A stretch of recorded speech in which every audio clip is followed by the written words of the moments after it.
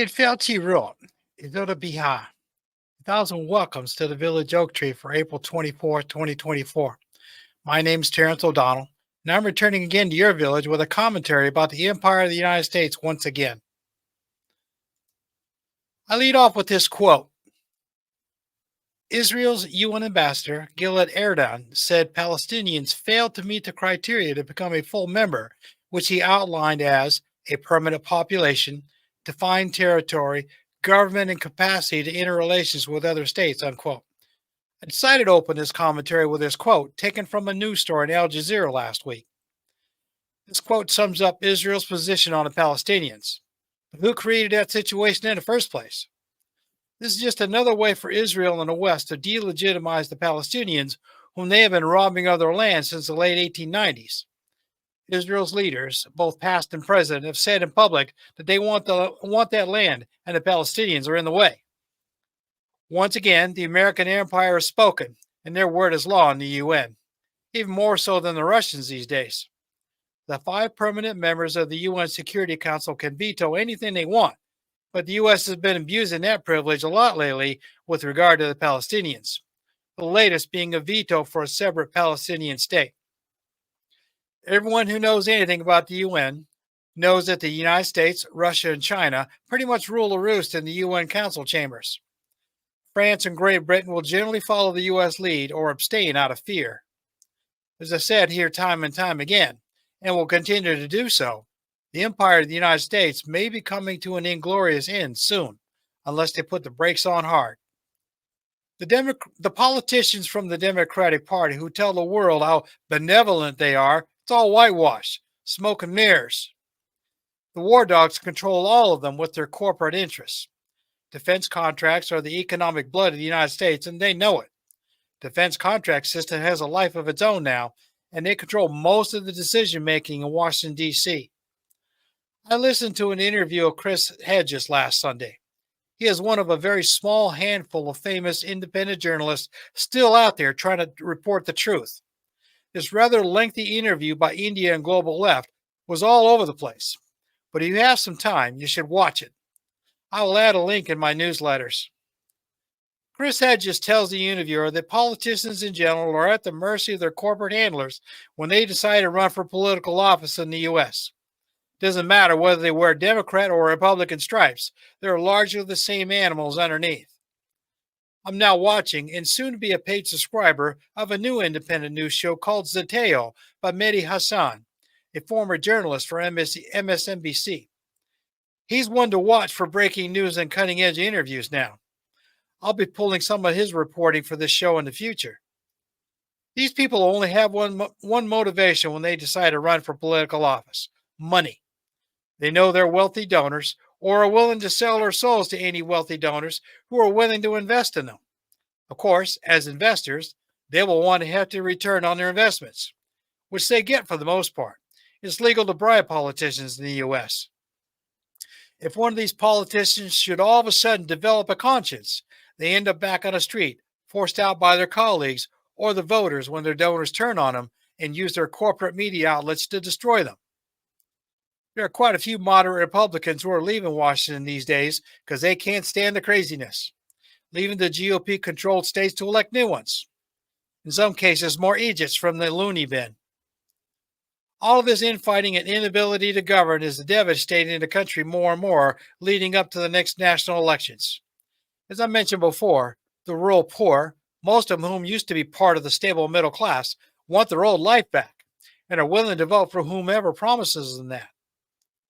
That used to be Donald Trump, but he lied to everyone and is fast becoming a laughingstock in the eyes of more moderate voters of both parties and independents. The GOP does not have a replacement for him in case they need someone going into the Republican National Convention this summer. They may want to start thinking about it and let the public know who they think they should go. This will likely cause some chaos above and beyond what there already is. Meanwhile, most Democrats are standing behind Joe Biden and company, who are complicit in supporting the genocide in Gaza and likely the defeat of Ukraine, despite the $60 billion plus in military aid that just passed in Congress. A lot of journalists are saying that it may have come too late. At best, Ukraine may have to negotiate a ceasefire and peace agreement from a disadvantage, as Putin gloats in proxy from the Russian side of the negotiating. The Americans, in their pursuit of global hegemony, have been complicit in so many atrocities in the last few decades that everyone has lost count, except the historians whose job it is to keep those kinds of records.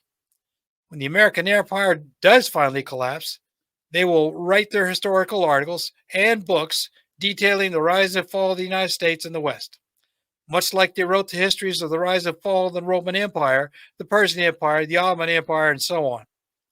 In the poorer parts of the U.S., places like the Rust Belt of the upper Midwest, the farming areas and the breadbasket of the Americas, the southern states, and so on, a lot of people want a return to the old days of so-called American prosperity, when they had a living wage, local stores to shop in, and a stable income with health benefits and retirement pensions. What they don't tell you is that this culture was a primarily whites only middle class lifestyle. But they want that back anyway. Most of those poor white rural folks will tell anyone who asks they're not racist. They just don't want anyone with a permanent suntan living in their neighborhoods, small towns, or small. They want their version of Christianity to be the only one in whatever community they live in, with each town or small city believing in a different version of the same faith. Tribalism at its best. God forbid that a mosque should open up in their community. Maybe a synagogue, as long as they keep to themselves. No African American churches either, not within city limits anyway. They need to be outside town limits or out of sight, out of mind. Catholic churches are welcome as long as the poor and darker skinned people are kept out of sight. If a Catholic church is located downtown, they might have restrictions imposed by these white rural people, such as not being allowed to care for the homeless, for example. If anyone should ever remark that the United States is a racially tolerant country, I would point out that their history of civil rights violence dates back to 1619, when the first load of slaves arrived on the shores of Hampton, Virginia, from English privateer and sold for food and supplies. And the bloody history goes on since. Violence meted out against African American slaves, the Irish, the Italians, the Poles, the Muslims, and so on. Any immigrants that didn't arrive from Britain, basically. They all managed to assimilate eventually, but not without a rocky start. Nothing has changed much in the last 400 years. Joe Biden and so many other politicians take great pride in their European ancestry. Biden especially touts his Irish roots. Did he come from genteel Irish lace, the ones with the manor houses and the land managers who beat and evicted the poor tenant farmers when they couldn't pay the rent? Or is he descended from some of the poor immigrants who came over in the coffin ships to try and make a life in the Americas? I don't care, truthfully, as he's filthy rich now and way above the majority of the population's economic status.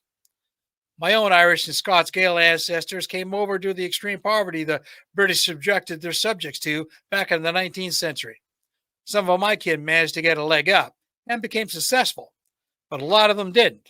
But it's life anywhere. The difference in North America is the color of your skin that determines whether or not you will have an even chance at a reasonable life without undue hardships. If you have that suntan I mentioned before, your odds are already stacked against you in a lot of places on the continent. And it's that attitude that drives a lot of foreign policies by the United States. If the U.S. sees that your country can supply them with some kind of advantage over their adversaries, their delegates will show up on your country's doorstep, hat in hand, asking to be let in, like the old door-to-door salesmen of old. I'm old enough to remember the jokes about the Fuller brush salesman. Some of you may remember the Hoover vacuum salespeople and so on. As a country, once you let them in, your government and the people's lives will never be the same again. It will likely be worse. If that country says no, and the U.S. really wants what they have, they'll likely start a war, directly or indirectly, so they can just steal what they want. South America and the Middle East are perfect examples in modern history. Vietnam and Iraq were examples from the recent past. Palestine has been an ongoing contest over land for over 100 years. Jerusalem has been contested since the Crusade years. Niger just threw the U.S. out in favor of the Russians. You can bet that the U.S. will find a way to retaliate somehow. When the Europeans decided that they wanted something another country had, they would try to buy it at a cut-rate price or just try and take it with a mighty army. The U.S. is just a cut from the European bloc. They've always used the same playbook as their European parents against anyone who got in their way of manifest destiny. The Europeans stole the land from the so called savages. The new Americans bought land from their European competitors after using the colonial settlers as ground troops. How do you think they managed to purchase parts of North America from the French and Spaniards? The British colonists and later the American settlers were told by their government to go push them out. They made it so disadvantageous for the French and Spanish that they really didn't have much choice in the matter. This is how the descendants of the British ended up with the Louisiana Purchase and all of the Southwest Territories and the Californias. They used violence to devalue the real estate so badly that they were forced to sell at a paltry sum. Nothing has changed, just a different subterfuge and a better technology. Think about it. How safe are ordinary American citizens these days with modern technology? U.S. government just extended a FISA Act that allows their government to spy on everyone, anywhere, within their borders without a warrant because they're still afraid of 9/11 style terrorists attacking the country. Or so they're telling everyone using mainstream news media. They're telling the world that TikTok must be banned because the company is partially owned by the Chinese government, despite congressional testimony by the owners and public statements to the contrary. The advocates are saying that this will disrupt millions of people and millions in company revenues. Nevertheless, the U.S. is signing into law a ban that stipulates that ByteDance, the parent company must divest itself of its mainland Chinese investors and sell its Chinese assets to U.S. companies within 9 months or become banned throughout the country. Then other countries will follow the American lead, of course. How does this not sound like an American corporate hostile takeover? But this is what the U.S. does. They want something, they find a way to take it or force a company to go bankrupt and take over the assets anyway. So I'm going to take a break now before continuing. Please listen to my message, and I'll be back in a couple of minutes with the second half. During this couple-minute break, I've got a couple of things I want to bring to your attention while I get a drink. First, I want to take a minute to introduce MBR Talk, a veterans radio station in Boulder, Colorado that helps with podcast and media training for disabled and transitioning veterans looking for something meaningful to get into after serving their country. They also provide support for those veterans in need. It can be found on the internet and social media at www.youtube.com/MBR Talk or on Twitch and Rumble. If you're a veteran or still on active duty and are watching or listening to this, check this station out, as there are a lot of veterans contributing to this station with topics ranging from military service to politics and everything in between. Go search for MBR Talk on YouTube or on Twitch and Rumble and support veterans with your patronage and support. To switch gears, to let you know, this podcast will remain free to subscribe to on all the major mobile podcast apps, on my YouTube channel, Crown of Biha, and for the first 30 days on my Substack page, crownofbiha@substack.com. With that in mind, I want to ask for a donation of any amount to help me keep this podcast and my website going. I would rather solicit donations instead of charging subscriptions, so I'm asking for help to defray the cost to produce this podcast, plus create and maintain my website. I've set up a donations tab on the Village Oak Tree webpage at rss.com and a donation page on my website at www.crownofbiha.com, linked to PayPal for your security. This way there is no credit card info saved anywhere, and you can use any currency you wish from around the world, providing PayPal is available to you. No amount's too small. Now, to find my website. The easiest way is to copy it from the background behind me if you're watching this on YouTube. If you are listening to an audio version, take the website name from the podcast logo shown. Either way, search for it and enjoy your visit. I'm still trying to sell some copies of my book, which can be found at the book retailers around the world. You can also buy from me direct in the bookstore page on my website. Fugitives in the New United States is available in hardcover, paperback, and digital form. Free if you're a Kindle subscriber. It's written for young adults and older, so it's safe for teenagers and adults. If this were a movie, it would be rated PG. Look for Fugitives in the New United States at your favorite book retailer and enjoy. Thank you for your patronage and support. Now back to the show. Welcome back. So let's continue. Corporate billionaires are buying up all the media in the country, and turning it all into megaphones for their brand of politics, spewing misinformation everywhere. Besides that, the U.S. is still supporting Israel's right to defend itself as the IDF shoots civilians with impunity every day in Gaza and the West Bank.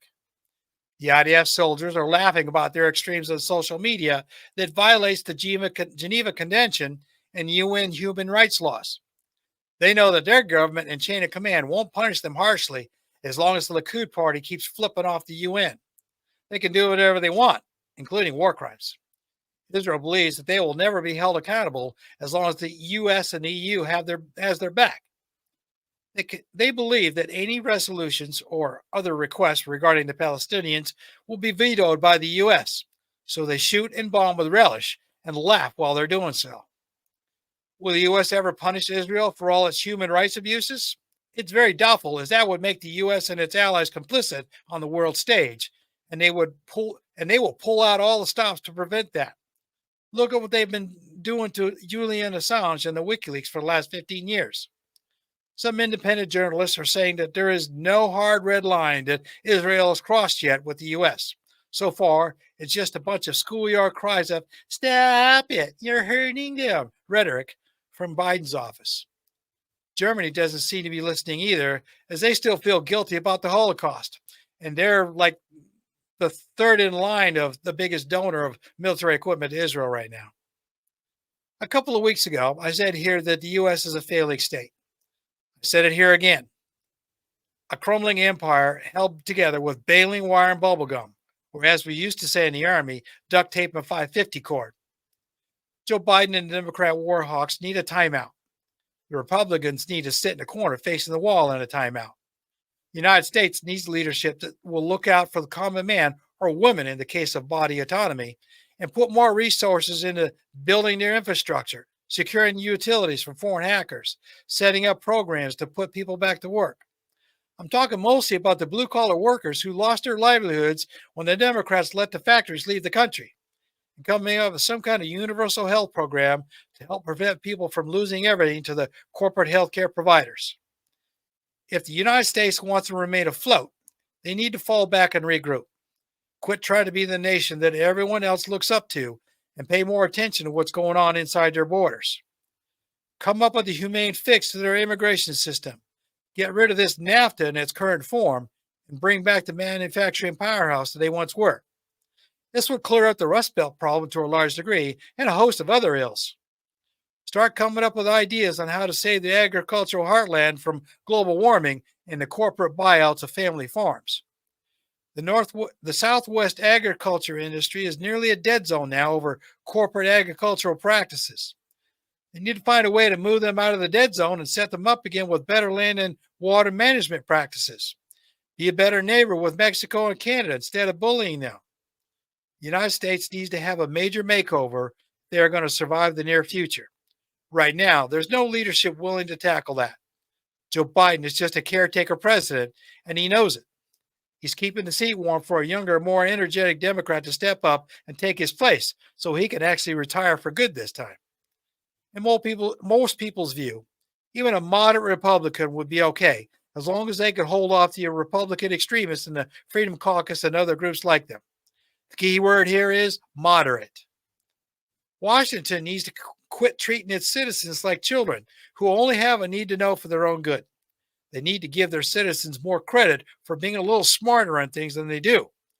Quit the cloak and dagger business overseas and pay more attention to what's going on at home before the roof caves in.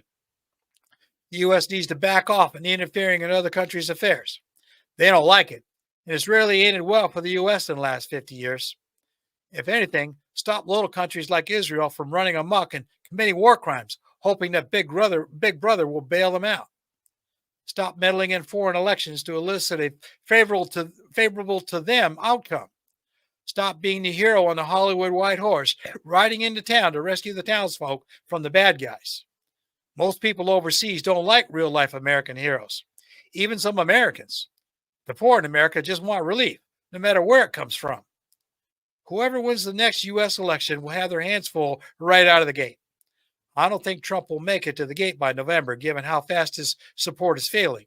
At least I hope not. Unless the Republicans truly don't care if they lose the election. There is too much going on right now, and the U.S. has too many fingers in the world's dike trying to hold the flood back. They need to delegate more and pull back some to manage things at home. Keep a light finger on the world and let other countries sort out some of their own problems. If anything, just stick a hand out to prevent countries like Israel and Russia from doing stupid stuff as needed. Otherwise, butt out and maintain a benevolent demeanor from afar. They will garner more respect that way, rather than being the bully on the world's playground. To wrap things up today, I want to read you a poem by a writer from the Middle East. If you understand it, it may bring a tear or two as she writes about the children and the dead in Gaza. We are here and they are there, in an isthmus of blood and tears to connect us, by Farida Haq. Oh, how we love to sing at a wedding.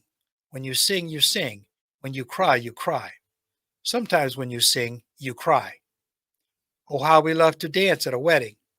We twirl, women and girls undress, arabesque, no, don't be shy, snatch a garland or two. But over there, mown orange and all orchards lie cindered, no fig leaf to spare. O Eve, your children call, come gather the babies, win your reprieve. Sometimes when you dance, you weep. Tears turn to smiles, smiles become tears. You fall, you crawl, dust yourself off. Ask those watching, does your hunger never sleep? Assuredly swollen, magniloquent men egregiously leer. What all have you stolen? We howl and lament, our dance thunders on, unabashed, undiminished. We dance for our sisters, mothers, and brothers, stillborn blue babies, and aspirations lost. Like underground rivers, our prayers rush away. Fears, pains, and losses are poisons that choke not me, not you, not here, but there, orphans of war, conflagrations smoke. Mothers and brothers lie bloodied and broken, enshrouded in memories of wild fruit and flower. A warm winter bower, a warm winter bower. Hunger and cold, the cold. They dream of water, the thirst, such thirst. There's a pool just there, run and look, but it's black and red, blood new and old drowned recollections, sobs and dread, poppies all bruised, petals all shed. But here we dance, a dance macabre of shame and guilt in its ghastly tread. Sometimes when you dance, you bleed. Oh, how we love to feast at a wedding, on mutton too ripe, almond and spice. We chew and chew till our insides burst, but we swallow and swallow lest we starve. Sometimes when you swallow, you choke. From sandalwood body shed henna and pearl, roses and jasmines, then loosen the noose. Too late, it's upon you. Look, death lies beside you in a fetal curl. So that's all I have for you this week. I hope this meant something to you, and I hope you take heed of some of the words I gave you. So without any more, I will bid you adieu and sláinte. Thank you for listening to the show today. I hope you enjoyed it and that you'll return again next week for another episode of the Village Oak Tree. It's a Shawnee. I hope you will continue to let me come to your village to bring you some news from the outside world that might make you think a wee bit. Please share this podcast with your friends and relations. The more you share, the more we can convince enough people to make the world a better place to live in. As I say goodbye this week, I wish to leave you with this Irish blessing as you go about your day. May your blessings outnumber the shamrocks that grow. May trouble avoid you wherever you go. Slán go fóill.